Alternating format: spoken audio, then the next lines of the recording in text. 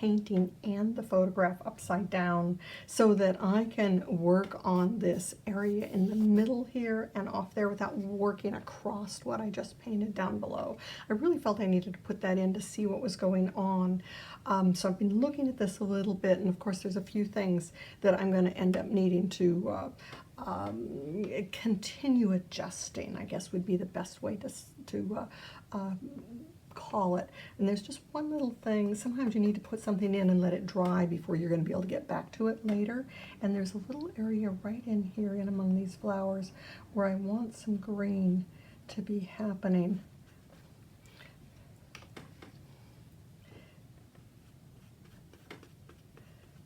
And we'll deal with that more later, but I felt that needed to happen. And then, yeah, that's white there, so that's good. I'm not too worried about this area right here, except for this dark line where that formed. And then that darker color can come in on top of that. This could actually just get a little swath of green all the way through here. And then let's find this bud. Okay. There, that can sit and dry a little bit while we're working on some of this other area over here. I did like some of what happened with this purple, but I also liked what happened with the dark green, so I think we're going to be doing some of both. I've got two brush sizes we're going to work with. My bigger areas, I'll use the bigger brush, and then we'll pop into a little smaller. Now, I only need to get some details of the leaves in a few places. The rest of it can just be this crisscross stuff. I don't want to get too detailed in that, but there are a couple of little places, like there's a little bud right here that might be nice to show. There's a place where a flower is finished with a little calyx back behind. There are some leaves, and let's just, so I'm painting around the leaf to make the leaf stand out, and so that's my little guy there. I'm going to paint around some leaves. It's a damp right in there, so I can't really work in there too much. But now I can take this and maybe find some more of those leaf shapes, leaving behind as lighter spaces on top of the dark. They don't have to be perfect, but they should be somewhat close. Somewhat close. Okay, so let's see, ultramarine blue and green. Let's just come in here and start doing some of this back and forth stuff. And we're wanting to leave some of those spaces behind. And then we'll find somewhere in here, let's find another little piece of this leaf structure.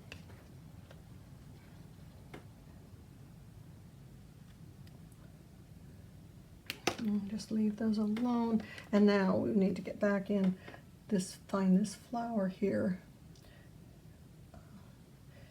Maybe some of those come up and touch that. And then that's going to go off. Find some more spaces here. And then remember, we want a little crinkle on the edge of that flower. Just a wee crinkle.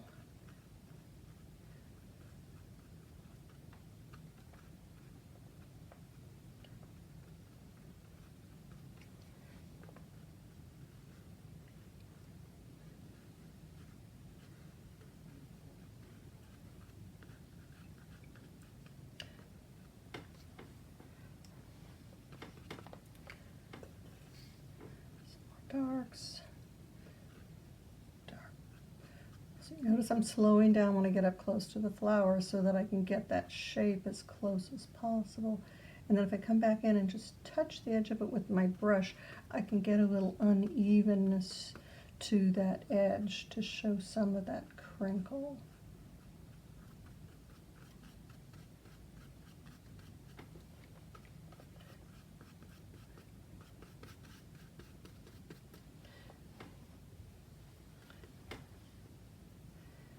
Okay, yeah, I think I'm liking that. Yeah. We can always come back in and put some more dark pieces in. Let's use my small brush and just do a little bit down in here.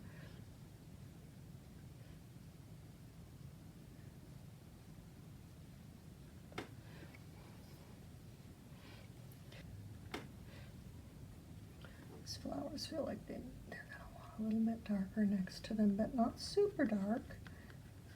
Sarah.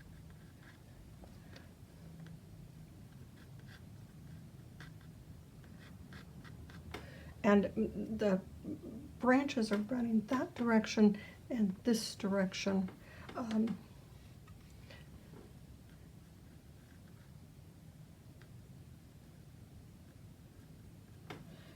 Let's just get some real dark in here.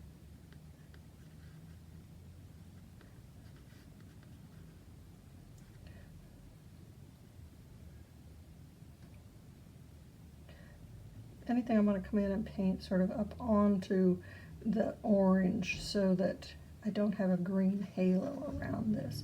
Now remember, I've got to quickly pull that out of there and get it spread into the area outside.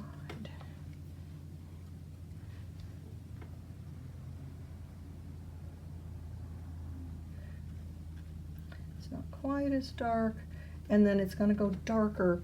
Remember, we got this dark patch that runs right through here, so I'll need to come back in and find some darker spaces in there, which we can do right now. I've got two dark greens mixed. One is with phthalo blue, burnt sienna, and sap green, and the other is with ultramarine blue, sap green, and burnt sienna.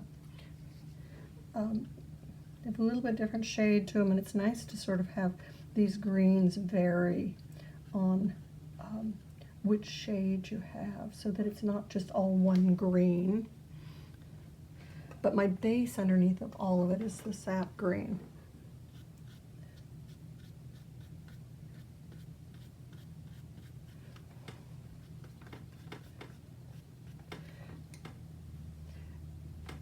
Right next to the flower, a lot of it gets tied together right next to the flower just because it helps define the edge of that flower. And if I have it too many light spaces right there, then you start seeing those light spaces. So I either have the flower darker than the background or lighter than the background, and only where I want it to sort of merge together, which it should do occasionally, do I have it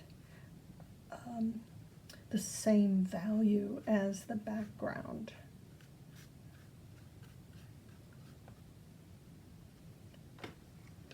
This was a beautiful light space on those flowers.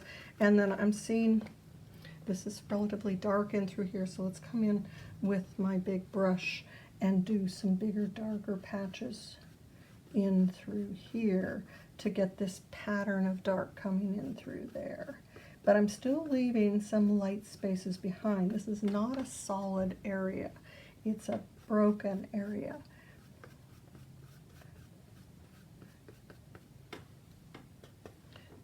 And then maybe this runs up into there just a little darker.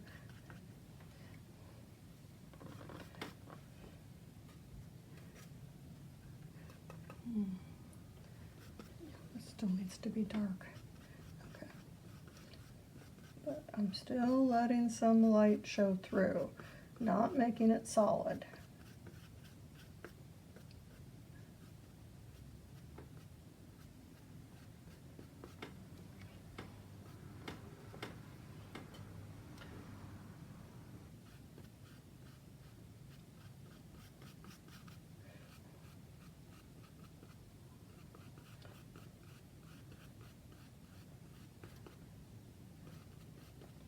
Now this area up in here is almost a really dark brown, so let's just introduce some of that brown into here, brown and purple.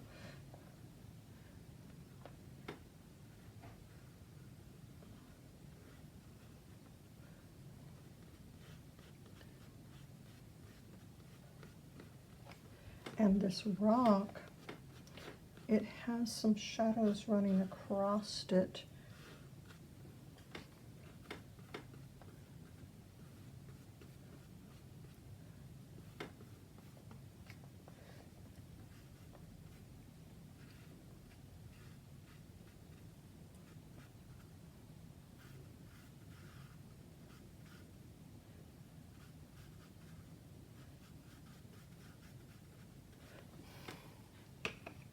Let me get that area before I do too much more here because of the hand situation.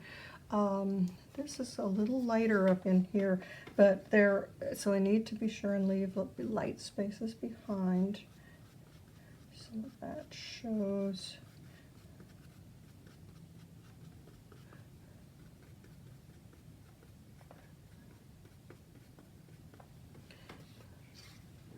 Some of these leaves, let me just let them come out here and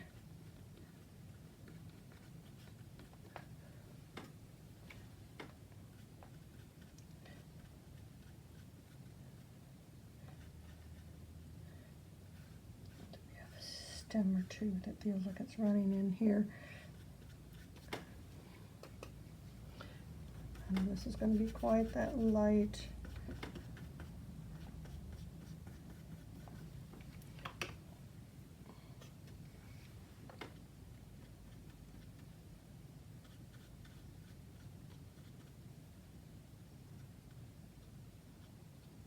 Just trying to get a little bit of feeling of those leaves without getting the detail of it. So what direction do they actually move? How do they sort of make this little triangle, and then broken leaves. That looks better like that. I don't want to get too, I don't know, fussy with it, because as soon as I do, then it loses some of its spontaneity. It takes a lot of concentration to sort of keep on top of what you're seeing and then put that down onto the page. There's a little, oh, this is the other one that was,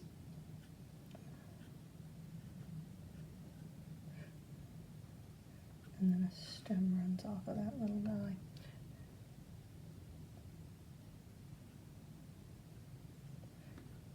I don't know if that's actually saying anything. We'll have to see when we turn it over. Working upside down is an interesting proposition. Let's go ahead and get some of this purple in here, up toward the top, purple and that brown.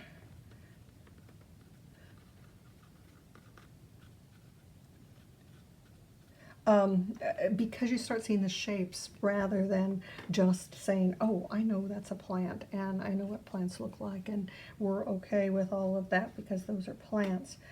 But maybe you're not really seeing those plants, and so turning upside down helps you see the real shapes of the plants rather than what your preconceived notion of what those shapes should be. We have many preconceived notions in our brains, and that's how we identify things. We've got this whole little catalog of what things should look like embedded in our brain from our years of experience. Well, unless your years of experience were spent drawing and really looking at things, you might have just a very generic preconceived notion of what something looks like. And because of that, it's when you go to draw it, it's not going to be what was really there. It was what you thought was there, what you made up, maybe, what your little preconceived notions were. And so learning to really see is learning to step beyond those early preconceived notions that you put into your brain and really seeing what this particular plant looks like versus the general, a plant has leaves, a plant has branches, I know what a plant looks like. And there's some leaves. Oh, you need to do this with a smaller brush. There's some leaves right up in here that I want to have sticking out. And then this is going to join. And then there's leaves down in here. Some of that break. So doing this negative painting sometimes is a way to really see as well, because then you're looking at the spaces between things. And you're seeing how that works, rather than just looking at and saying, oh, plant, okay, leaves are oval, okay, I know what leaves look like. Well, not all leaves are oval. Some of them, like these, are very broken and fern-like. And unless you get a feel for that, it's not going to look like a poppy. It'll look like a plant, but it won't look like a poppy.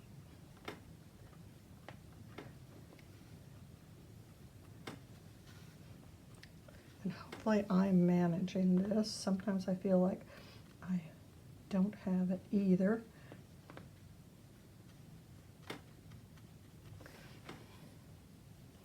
And there was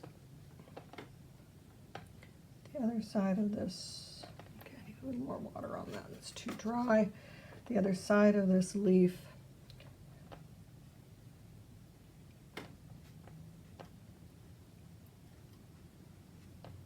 And then take that into dark. This is quite dark. Down the other side of that stem. And quite dark over to this flower.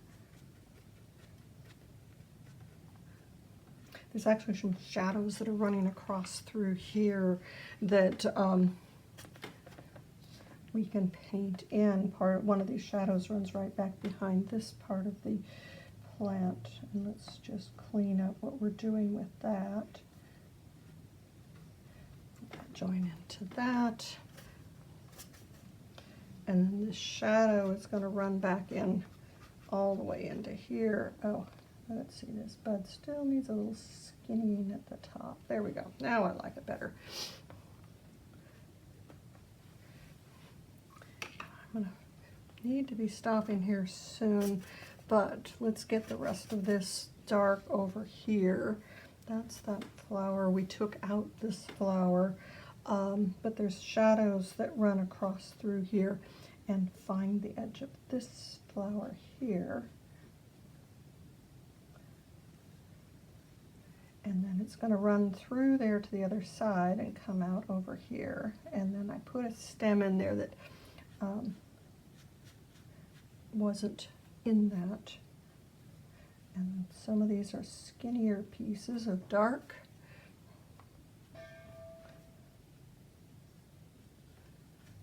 And we've got a large dark area there. My purple is just about gone. I need that purple and brown mixed together. This is a pretty dark area right up in here. And it's going to be dark. And we've got another bud here. Actually, it's a finished flower.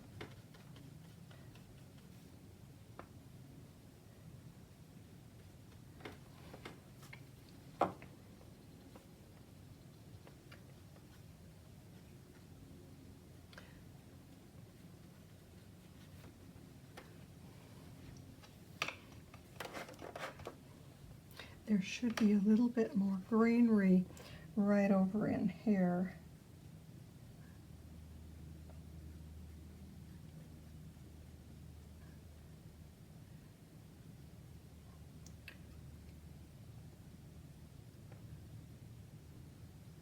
Got the basic outside shape of that about right.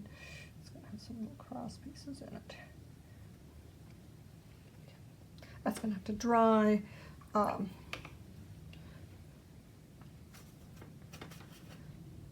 We have darks that run back in here, and you know there's a bud, it comes up over the flower, but I'm going to turn it this way so we can see it a little better. Just let that be a bud right there, and then that's going to be some of the leaves. Let's break those a little bit. Let that be leaves showing through there.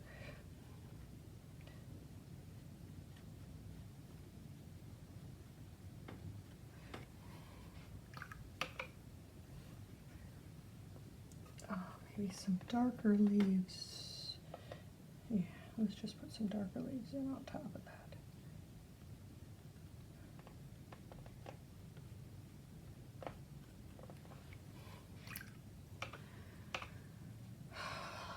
Some of this I know has to go darker.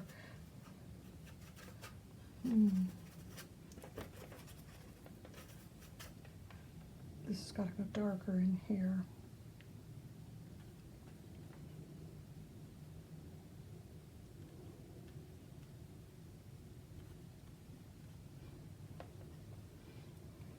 And there's going to be some shadow stuff that come off of this. There's shadows that are going to come off of there.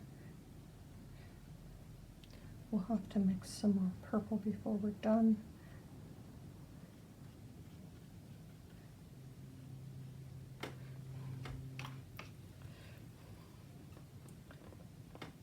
These stems are slightly green.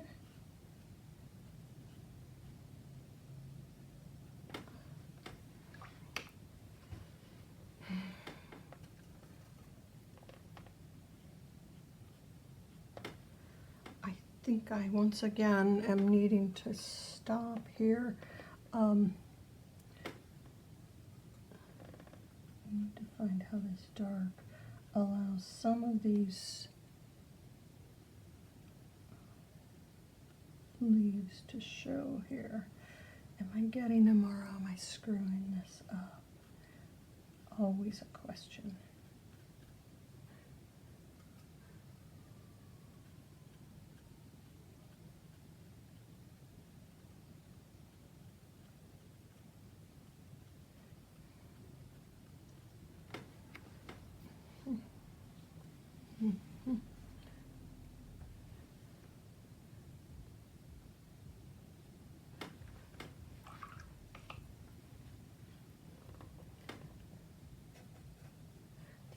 Need a little dark spot right in the middle.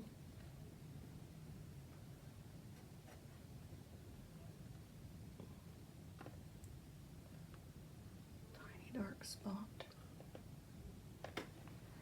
Yeah, that helps actually to get that little dark spot in there. Okay, I'm going to stop, look at this from the other side, turn it over, see where we're at with it.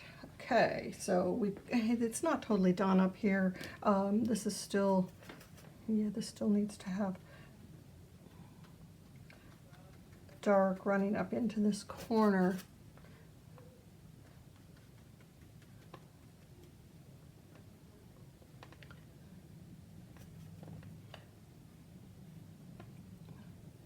And then the dark is going to find its way around that flower, but that doesn't have enough